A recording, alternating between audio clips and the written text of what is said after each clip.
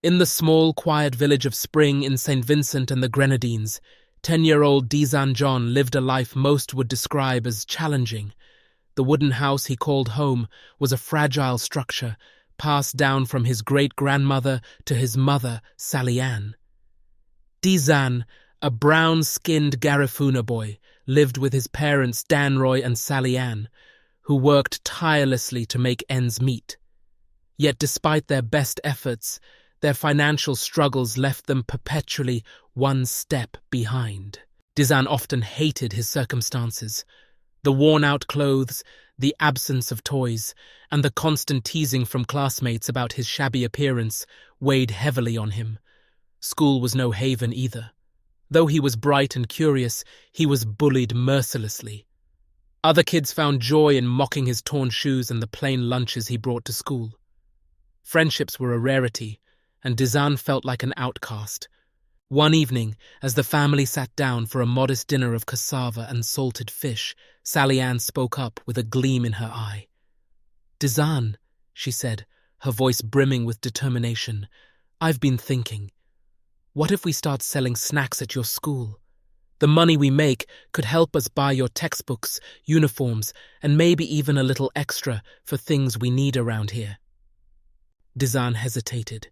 The thought of standing out even more in school terrified him. He could already hear the cruel laughter of his classmates, but a small part of him felt hopeful that this could change things for his family. Reluctantly, he agreed. The next week, Sally Ann visited the school principal.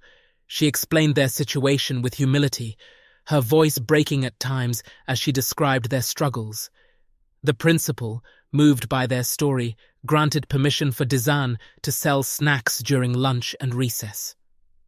The following day, armed with a small tray of homemade treats, banana chips, tamarind balls, and coconut cakes, Dizan nervously set up his shop under a shady tree in the schoolyard.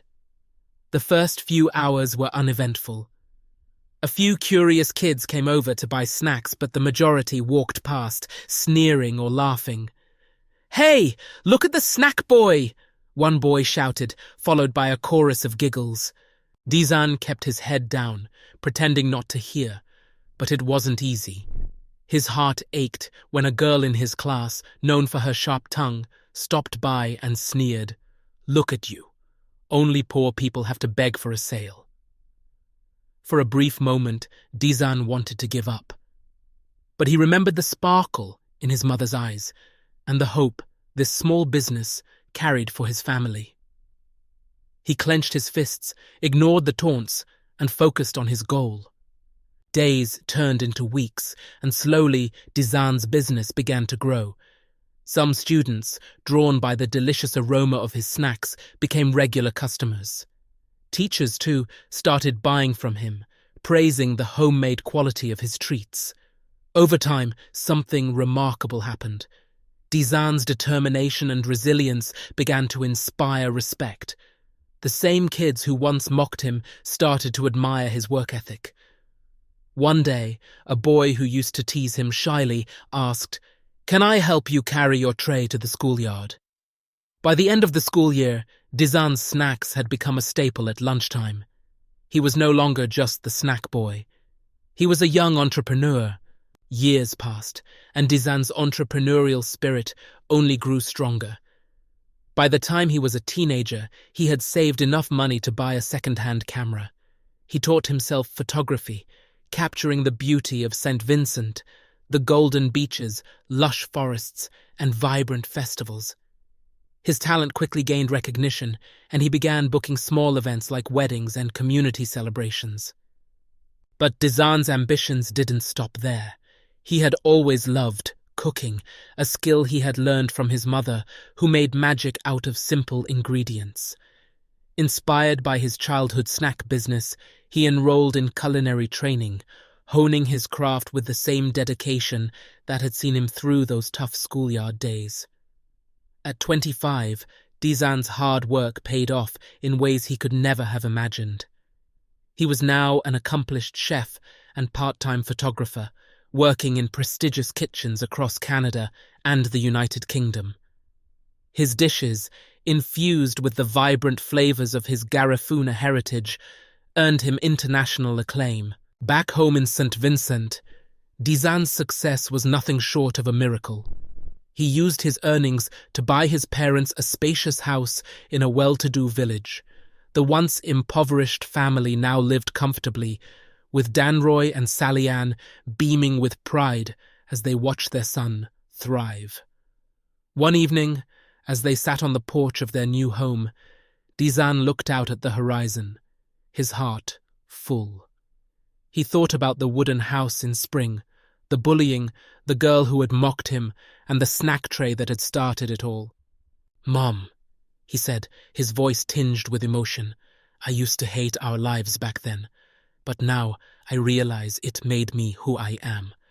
Your idea, your faith in me, it changed everything." Sally-Ann smiled, her eyes glistening with tears. "I always knew you were destined for great things, Dizan. All you needed was a chance to prove it." Today, Dizan John's story is celebrated across St. Vincent as a testament to resilience and determination. He often visits schools to share his journey, encouraging young students to embrace their challenges and dream big. "Never let anyone define your worth," he tells them. "Your struggles don't determine your future. Your mindset does." Dizan's life is a powerful reminder that greatness can emerge from the most humble beginnings. It's not about where you start, but where you're willing to go. His journey from the bullied boy selling snacks to an internationally acclaimed chef and photographer is proof that with courage, hard work, and a little faith, anything is possible. And for the children in spring, watching Dizan return to his roots with kindness and humility, his story is more than just inspiration. It's a beacon of hope. This is a frictional story that depicts a valuable lesson that is applicable in today's society. Thank you for listening to the end, and I have more inspiring stories ahead. Stay tuned.